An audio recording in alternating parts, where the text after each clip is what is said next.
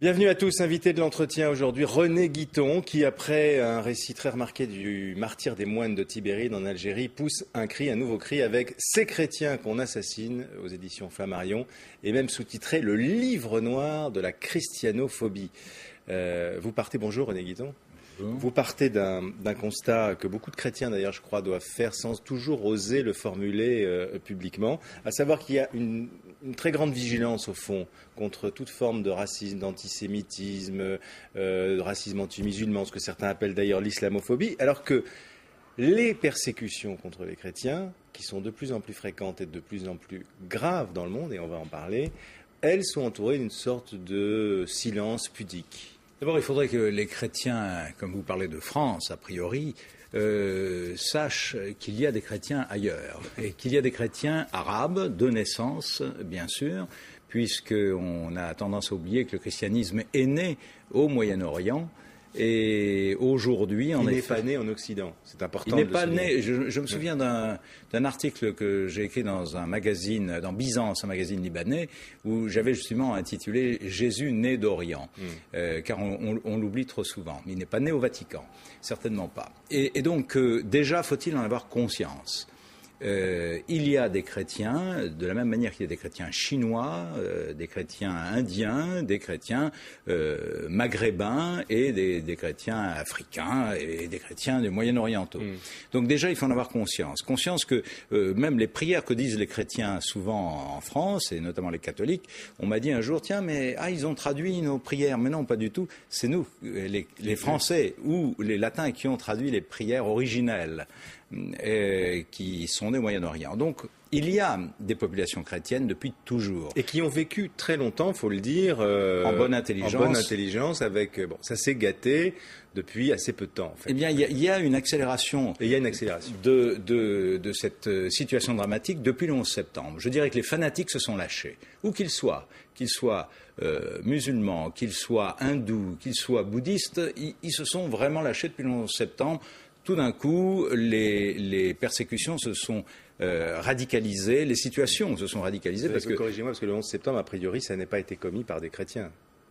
Non, voilà, je dis que, bien sûr, mais que le terrorisme, le fondamentalisme, etc., qui nourrit certains intégristes, ont radicalisé les situations depuis le 11 septembre, depuis que le 11 septembre a prouvé que un certain terrorisme pouvait frapper où que ce soit au monde. Et donc, à partir de là, les attitudes, bien sûr qu'il y a eu des manifestations antichrétiennes bien avant le 11 septembre, mais elles se sont multipliées depuis. Et alors, on a connaissance en France de l'Irak. On parle souvent de l'Irak. On parle beaucoup de l'Irak en disant que ça s'aggrave. Et l'explication qu'on donne souvent, c'est de dire c'est depuis l'arrivée des Américains. Où on associe, au fond, chrétiens à occidentaux et à américains. Chrétiens à américains.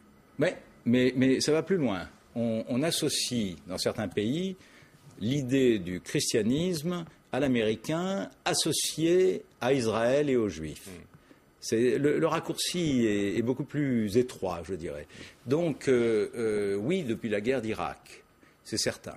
Mais dans le nord de l'Irak, les chrétiens ont été protégés par Saddam Hussein, il faut le dire, pendant longtemps. N'oublions pas qu'il y avait un monsieur Tareq Aziz, qui était chrétien, qui s'appelait d'ailleurs pas Tarek, qui s'appelait Michel Aziz. Mais c'est vrai que dans les institutions internationales, ça faisait plus arabe de s'appeler. Les chrétiens transformaient volontiers leur nom en un patronyme arabe. Absolument, souvent. Mais c'est pas gratuit le choix de Tarek. N'oublions pas que Tarek est le premier conquérant arabe, en tous les cas venu du Maghreb, en Andalousie, qui a donné le nom à Gibraltar, Djebel Tariq.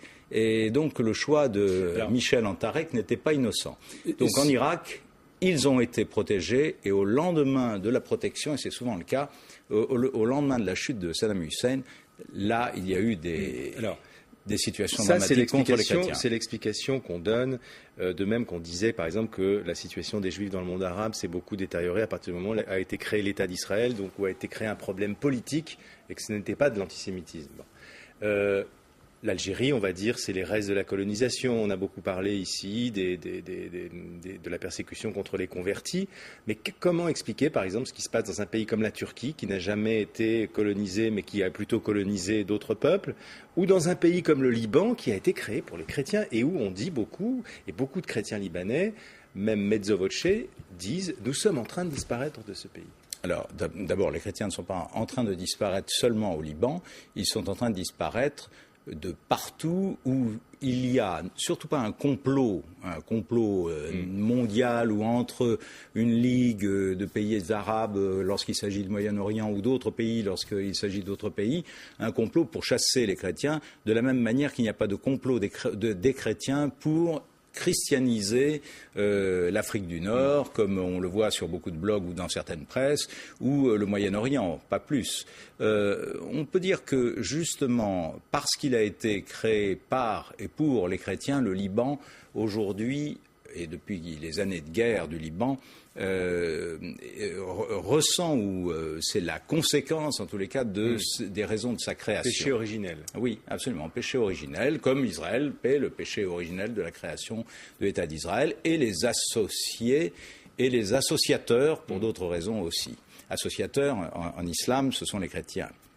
La Turquie ? La Turquie, alors oui, la Turquie, pourquoi pas. N'oublions pas qu'il y a une considération en Turquie du chrétien très souvent qui est un peu comme celle qu'ils ont pour certains, bien sûr, envers les Arméniens. On oublie toujours de dire que le génocide arménien, on parle du génocide arménien, on oublie de dire que les Arméniens sont des chrétiens.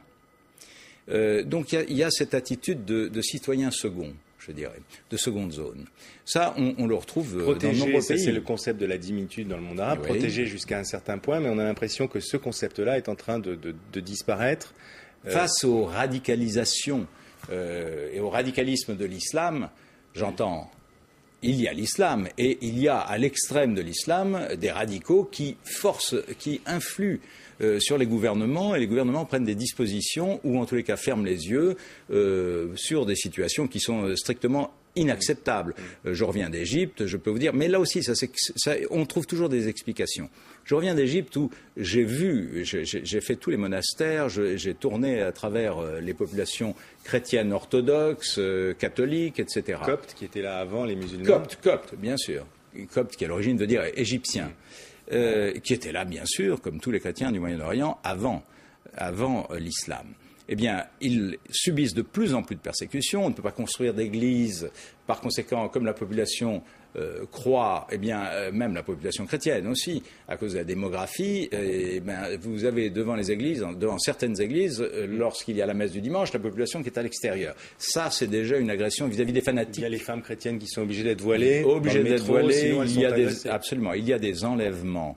Il y a des enlèvements de jeunes femmes chrétiennes que l'on va par la force convertir et qui ensuite ne peuvent plus retourner vers leur famille. Et lorsque les familles chrétiennes vont voir les autorités disent bon mais elles se sont mariées puisqu'on les a mariées de force.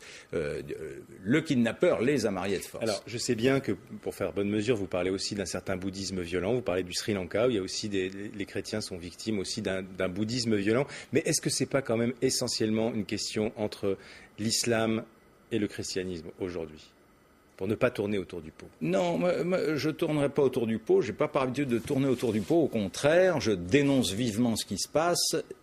Non, c'est l'assimilation entre chrétiens et occidentaux. Et si on ne le dénonce pas, la situation va continuer de péricliter, et à ce moment-là, on contribue par notre silence, par notre inaction, au fameux choc des civilisations. Ne laissons pas ce fossé se creuser davantage. Et quand je cite des exemples comme ceux que je viens de citer, je ne fais pas de généralité. Il y a bien entendu en Égypte beaucoup de gens extrêmement ouverts. En Arabie, enfin dans la péninsule arabique, où, ne l'oublions pas, il y a des églises qui sont en train de se construire.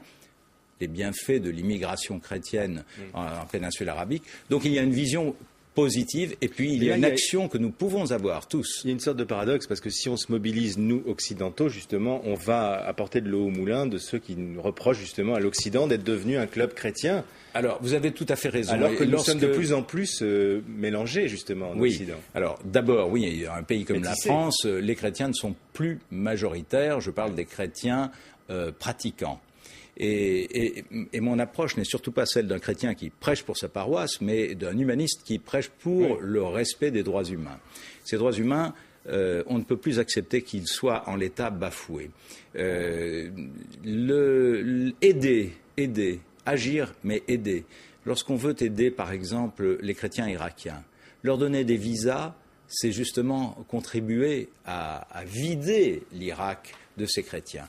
Et lorsque, par exemple, il y a eu des groupes qui sont allés en Irak récemment, l'année dernière, ont rencontré des évêques chrétiens, chaldéens pour être plus précis. Une semaine après leur passage, l'évêque a été assassiné. Donc c'est toujours très délicat. Les recettes, il n'y en a pas qui soient applicables de partout. Lorsque l'on va aider les chrétiens d'Irak, on met l'accent sur l'aide occidentale à ces chrétiens, alors que de toute façon, tous les Irakiens ont besoin d'aide.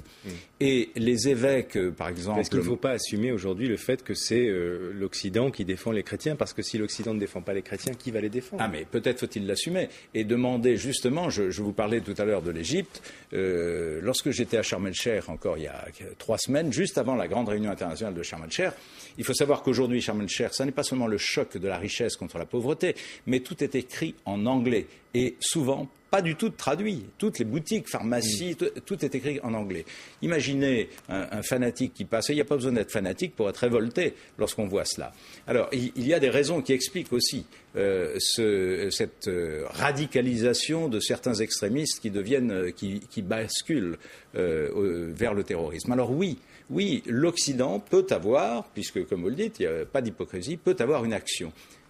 Reprenons l'exemple de Sharm el-Sheikh, qui me revient à l'esprit. À Sharm el-Sheikh, récemment, l'Union européenne et d'autres ont décidé d'aider la reconstruction de Gaza, mais il y avait des conditions. Et donc, on a mis des conditions déjà dans l'entente entre le Hamas et le Fatah. On vous aide pour la reconstruction, à condition que vous entendiez et qu'il y ait quelqu'un prêt à négocier. Il faudrait oser poser des conditions sur les conditions de vie des chrétiens, mais il faudrait oser le faire. Il faudrait oser le faire, et il y a des personnes qui s'en préoccupent et qui ne sont pas nécessairement des groupes chrétiens, mais des groupes laïcs, notamment aux Nations Unies. La chose n'est pas aisée, mais il faut absolument agir, parce que ne rien faire, c'est laisser la porte ouverte à l'obscurantisme. Merci beaucoup. René Guiton, un livre, je crois, qui est assez indispensable, Ces chrétiens qu'on assassine, chez Flammarion. Merci d'avoir été l'invité de l'entretien aujourd'hui. Tout de suite, un nouveau journal. N'oubliez pas aussi France24.com, tous les entretiens y sont.